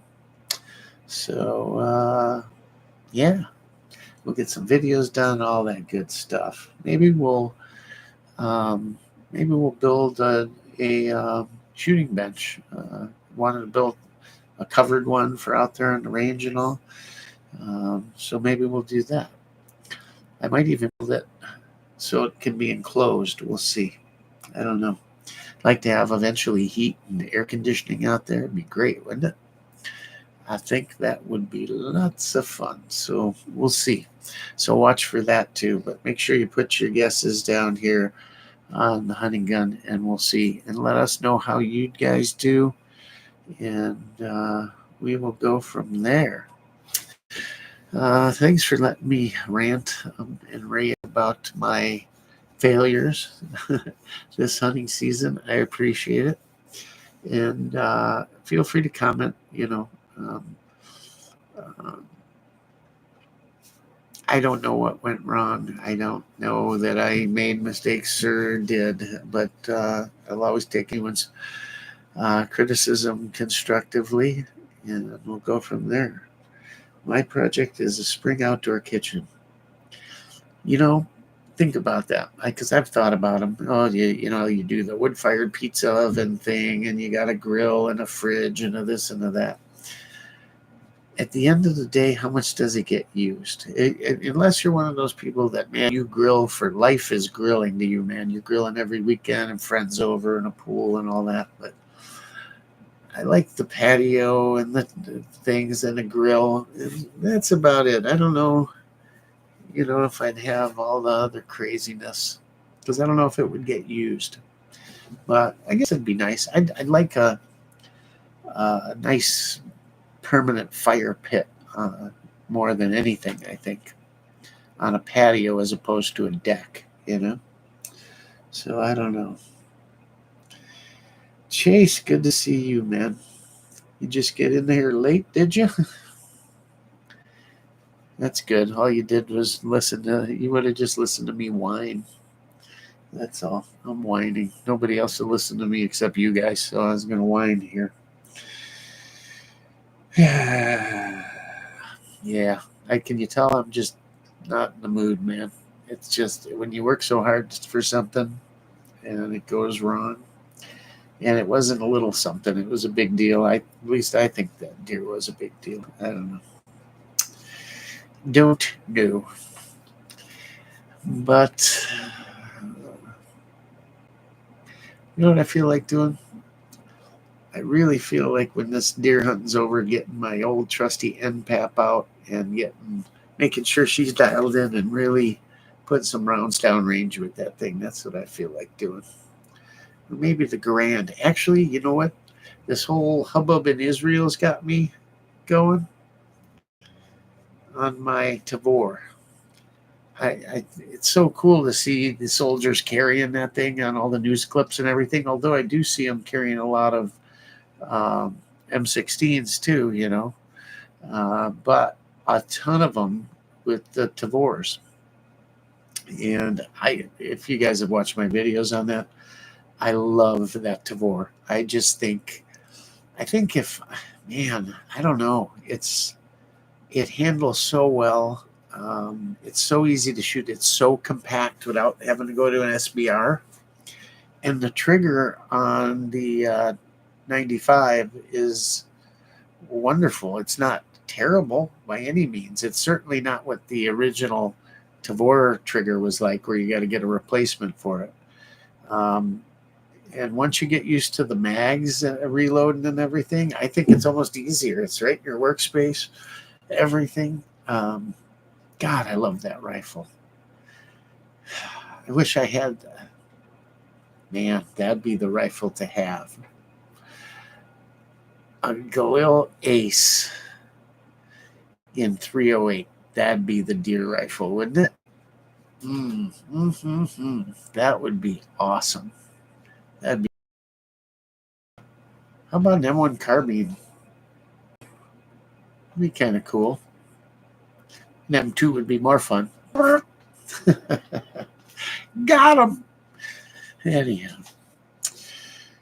Hey, what would you guys, another question for you guys. What would you guys do if you saw the video I saw today on my property of somebody whizzing by on their John Deere Gator on your private property that's posted, that is obviously a neighbor or someone? How would you go about, would you call the few neighbors you do know and say, hey, you wouldn't happen to own a John Deere Gator, would you? Or how would you approach it? Strange. I called to get permission to look for that deer on the 2 adjoining properties. And the guy that farms my land, that actually at one point owned it, I said, I just don't want to go walking on a neighbor's land without letting them know I'm out there. I just think it's the right thing to do. And he called the one neighbor for me and got me permission.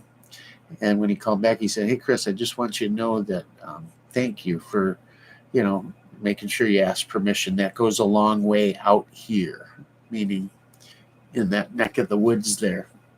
And since I'm the new guy on the block, So I would think that most people would do the same. But they know we're not there permanently yet on site every day. They know when I'm hunting there because my truck's out by the road because I don't want to drive in and spook them. If they've been there or walked through, they know there's cameras. This guy didn't come back the same way. But then again, maybe he went fast and the camera didn't catch him, barely caught him going through the first time. I could swear I see shadows in my one cam. You can see the shadow of the ladder stand in the cam, and I can swear I see a shadow of someone sitting in that tree stand sometimes. I'm gonna have to flip another camera around and hide it. Well, it's kind of what I did. I got the entrance to where I would think those people would walk in, and then I got that guy in the Gator. Yeah, but I can't make out a face or anything in it, so I don't know. What would you guys do? Would you just knock on doors, ask the few people you know who's got a Gator, or do you have a Gator? Or hey, you didn't happen to go through my property the other day, did you? Because there might be a reason why. I don't know. He cut the corn the other day. Maybe the farmer came back just to see what kind of job they did. I don't know. It's funny because when I called him and I said I shot a buck, he asked me, you didn't shoot that really big buck, did you? So he knows that deer is on the property. Could it be he was one of the ones cutting the corn? This guy's a big-time farmer. I don't think he's still out in the combine. From what I understand, like 7,000 head of dairy cattle and all this stuff. Big doe guy. I don't know. Yeah, Gen 1 Galil Ace in 308 with the polymer delete kit from Krebs. That would be the shtick, wouldn't it? I wish he'd make a Gen 2 kit. I wish I could find a Gen 1. God, I should have bought one. So mad. I like that Galil. I really do. Hey, braces are back, right? We can shoot with them, at least for now. So that opens up a whole nother mess, don't it? Huh. Well, I really do like that Gen 1 Ace. I would really like to have the rifle in 7.62 by 39. I think that would be maybe my favorite AK. I shot one. Guy had at the range and just fell in love with it. It was great. Actually, that might have been a Gen 2. And he had it with an M4 stock on it and just a red dot. And God, what a nice shooting rifle. Loved it. But the 16-inch barrel, really liked it. Yep. I don't know that I care for my short barrel all that much. We'll see. But, man, that Tavor, damn, that's a nice rifle.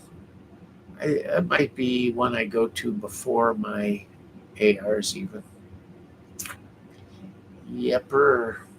Something about it, man. Easy to take down, easy to clean, short, so flickable, so to speak. I mean, it just handles so well. You can legit shoot it one hand as well as you can two hands. It just balances that well. If none of you guys have shot one, you need to shoot one. You really do. Life is smoker cooking. Maybe with an electric smoker, but I've done the regular charcoal and wood one, and man, it's so hard to regulate the temperature. Crazy. When I first started my channel, one of the first videos I did was a charity raffle video for Krebs for one of his employees that got hurt. And IWI sent Krebs, no questions asked. He called up and said what happened to his guy and that they needed help and they were doing a raffle. IWI sent him a 308 Ace. No questions asked. Here, throw this in the raffle. We want to give it. The proceeds go to him. And man, I hoped I won that thing, but no such luck. There was a lot of good prizes in that raffle a long time ago. Gun community comes out in hordes for this stuff. It's amazing.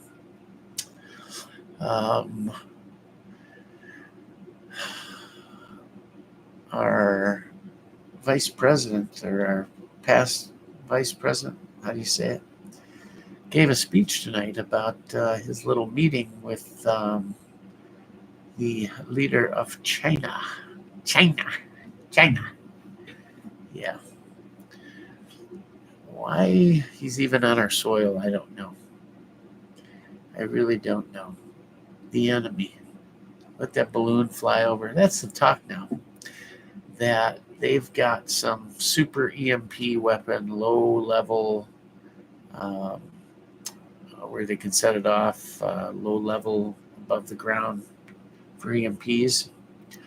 And a couple politicians, senators got done talking about these EMP weapons that China has, and that they thought that that was a test run for them. And then G made a couple comments about what would happen if there was a conflict. And that makes more sense because they don't want to, I don't think they want to destroy infrastructure, and although that would destroy some infrastructure, but I don't think they want to take out the people in cities, buildings, stuff like that. But that would render us completely helpless. That's a terrible thing. Any of you guys thought about doing anything serious to, kind of prepare for an EMP like that? They've got all these Faraday bags and this and that.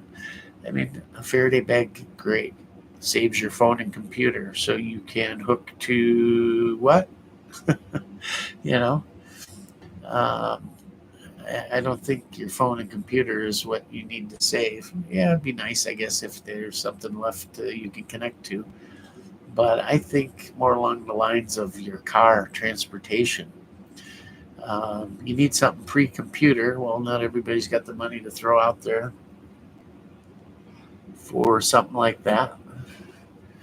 Hell, even all motorcycles have some type of computer in them. Got to find something cheap. Doesn't cost a lot of money. Maybe you could find something under 1,000 or two that would still run if you put aside some points and a condenser or something in a Faraday. I wonder what's, antique cars. I have EMP proof. I just can't read this damn thing with this heart they put there. You got to comment so it moves it above. Let's see. There we go. Now I can read it. EMP proof radios and computers, antique cars too. How do you EMP proof your computers, Dale, if you don't mind me asking? And radios, you mean communication radios, like little ham radios? Like, what's the cheapy ones? I bought one. Baofeng or whatever. Whoever thought that we'd see the day that WS were overrun with commies embracing China and letting them buy up so much. Yeah. A couple of states have passed laws that don't allow them to buy anymore. They should make them put it back up for sale or just take it away from them. You can't do that in any other country. You can't even go buy property in Mexico. I mean, yeah, you can get a condo, but there's still stuff in there. It's basically a lease. Oh, tube radios you're talking about. Okay. My brother knows a lot about tubes because of the guitar amps and all that good stuff. He's got a supply of, what would you call them? Vintage tubes for these amps and stuff. Whoever thought they would see the day? Yeah, I know, spell check. You know Morse code? No shit. To go fast, and Morse code would be easy reading a book, but you'd be too slow. It'd be like, There's a guy with a channel that is trying to put together these radio communication cells all over the country of people with ham radios. Certain type, though, that runs off internet. I don't understand much about it. I keep meaning to get knowledgeable and maybe take the test on ham radios and all that. But even messing around with that Baofeng, programming it and all that, I just let it search, and I get once in a while just a couple people talking. I don't get it all. And even then, I guess without repeaters, you can't go too far with them with a low power, what are they, 5 watts? Or somebody said they just came out with a 10-watt Baofeng. I don't know. A lot of people poo-poo them and say they're junk and this and that. Other people say that no, for the money, they're great radios. Just the ham radio snobs think it's, it allows the average guy in that doesn't know squat about it. Got their nose in the air. I don't know. And then again, having a license, if you actually need to use that radio, nobody's going to give two shits about your license. I don't think. Military grade computers. So they must get protected by what the case they're in or something, I would assume. Like I said, what good are they if there's no network to connect to? Look at these all these protests and everything. It's sickening. And then our rah-rah rally for Israel. God, I can't stand it. Listen to that idiot yelp. Ugh. Terrible, terrible. I don't even know what to think about it anymore. It's actually 7 watts. Morse code, HF bands, low power goes a long way. Interesting. Maybe you can teach me about it sometime, or can recommend the best way to learn about it. Either a book or videos, any of that. I would love to learn about it. I got to take the time and do something constructive like that while I got all this time on my hands and nothing to do because I have none of my stuff. I'm bored out of my skull. But it might be a good time to learn that. I don't even know where the radio is. I'd have to go. God, I need to get in this house. Anyhow, wasted another week with this builder. No electricity, no nothing. Got nothing accomplished. Another week wasted. This guy keeps going. Gonna just have to fire him and start from scratch because it's ridiculous at this point. Yeah, YouTube search. They all seem to start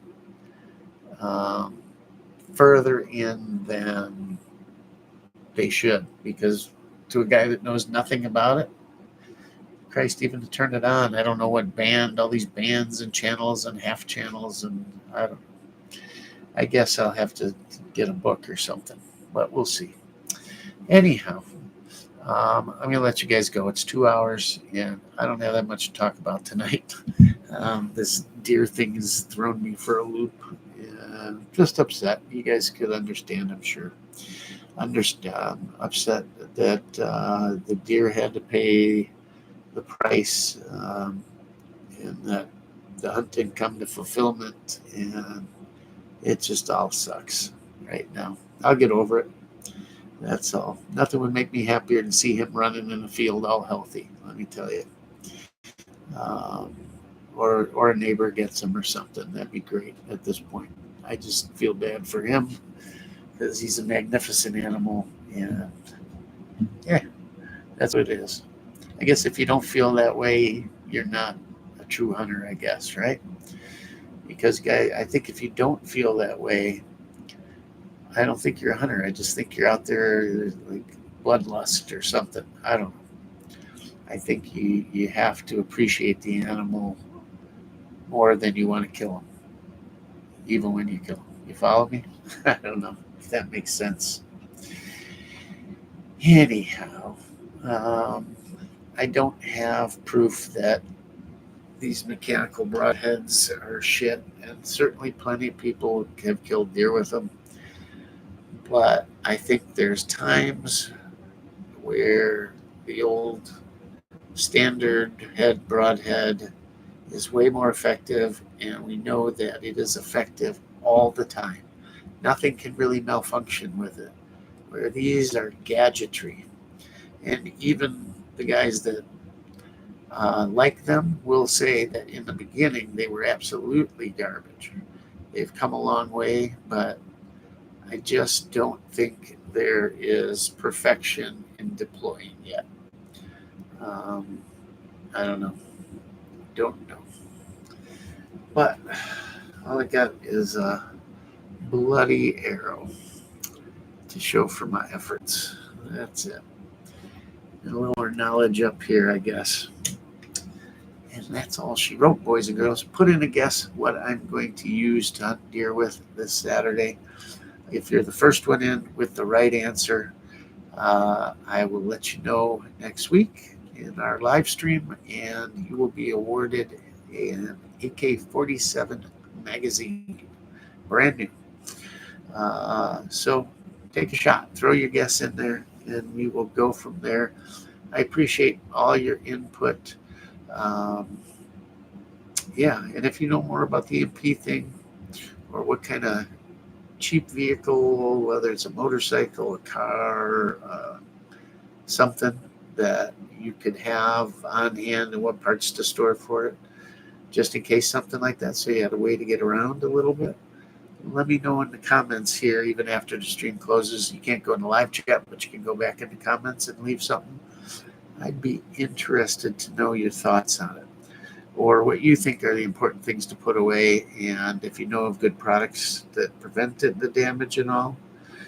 NPAT, that might be a very good guess. It really might be, because I love that rifle.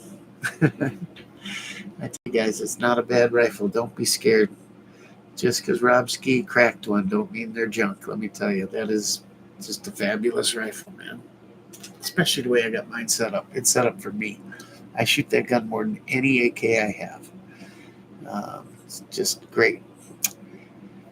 So that is all, folks. Enjoy if you're hunting this weekend, whatever. Enjoy yourself. Enjoy yourself. I hope you get the biggest buck of your life, or Maybe you take a kid, a grandson, a son, a granddaughter, someone hunting, and they enjoy it. Maybe you just take them out and you sit and help. That's great. Or bring a new hunter into the fold. That's how we get things going, right? That's how we keep the Second Amendment strong. That's how we keep hunting strong. That's how we keep everything we love strong, by getting people involved. So enjoy yourselves. Most of all, have fun. Have fun with family, and make memories, because that's what counts the most. Can't make new ones when it's over, let me tell you. So go have fun, and we will talk to you soon. As always, Rockford Ordnance out. Good night, guys and gals.